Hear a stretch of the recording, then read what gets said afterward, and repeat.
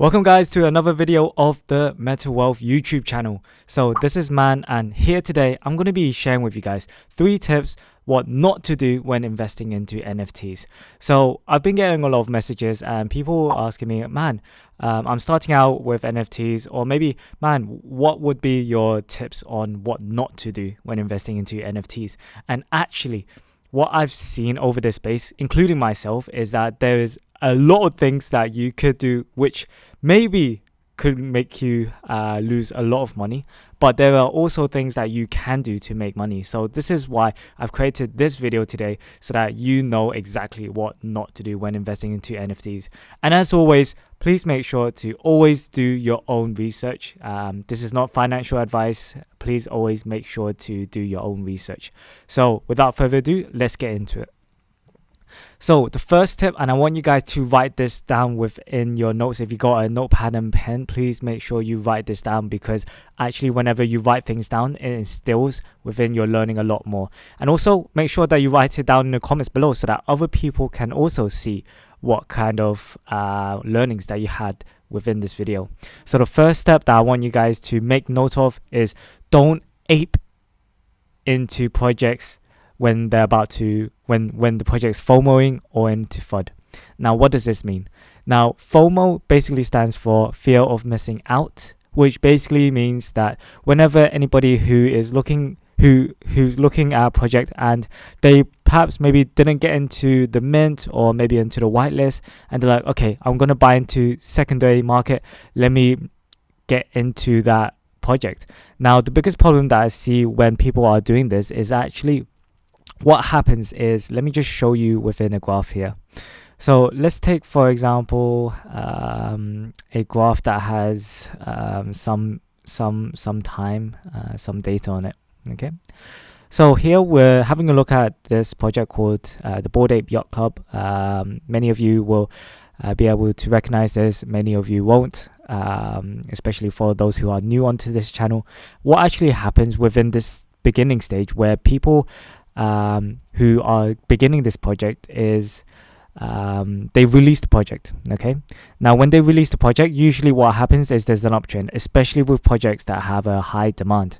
Now what people would do is, if they did not get into the whitelist or were able to mint it from the original website, what happens is they'll go into a secondary market, which is, for example, OpenSea, Rarible, Mintable, and then they'll be able to try to snag one.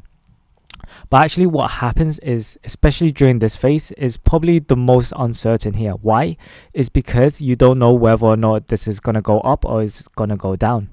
So this is where I would tend to be a little bit more careful whenever I'm buying onto secondary, to make sure that I'm buying into a project that has the following things. It's the team behind it, the developers, the community behind it, maybe is an artwork by a famous person, right? Or maybe influencers behind this project. These are a couple of things that I would definitely have a look at before investing into buying into an NFT, especially on secondary.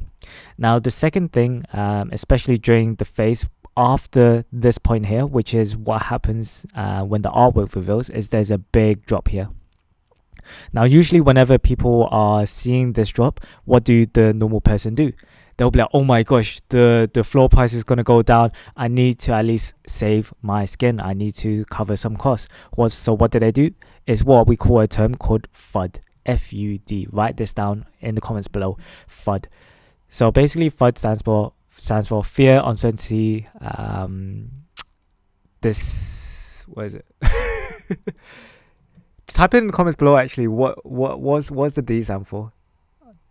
I forgot what the D was, but the certainty, something like that. Anyways, it's basically the idea where you feel like you don't know what's gonna happen and you want to cash out before it hits rock bottom, just like this. Okay, so usually whenever people see this, I tend to say, hey, look, if you're not that type of a risk taker, if you don't have a high risk tolerant, then maybe wait out during the consolidation phase. Whenever there is momentum picking up, whenever there's strength within the project, that's probably better for those who aren't high risk tolerance to be able to invest. Okay, for those who want to make a quick flip and have a high risk tolerant, then maybe going through this stage is also worth note as well. So the second thing that I would want to advise you guys whenever I advise people when it comes to investing into NFTs is to never just follow someone's call, right?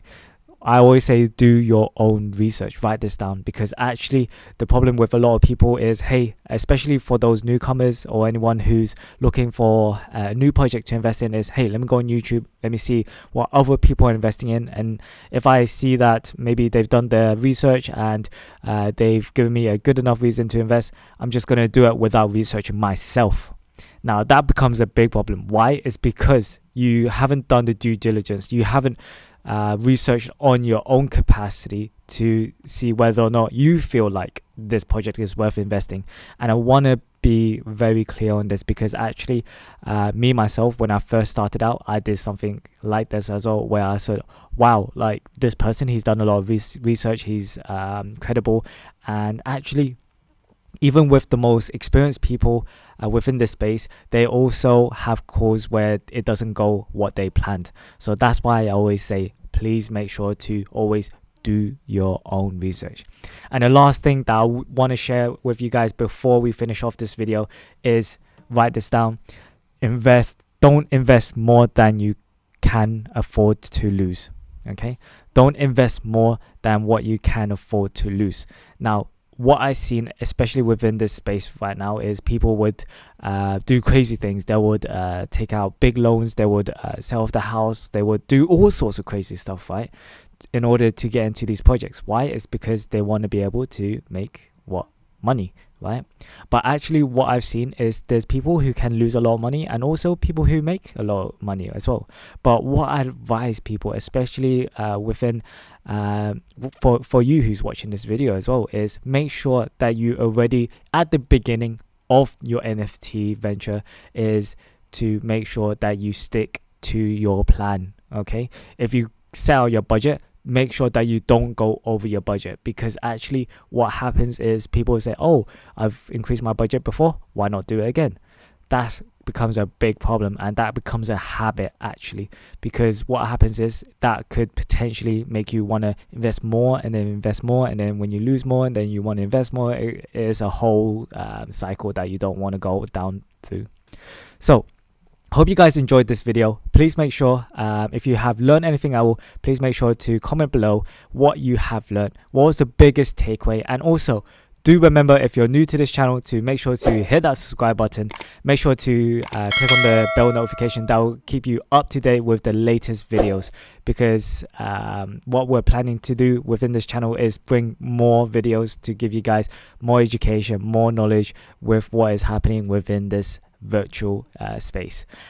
If you guys haven't already done so, please make sure to follow the Twitter, also the Discord. We are launching our NFT project, so if you guys want to have a check out to see what's it all about, make sure to click on that Discord link as well. And as always, please make sure to always do your own research. Take care.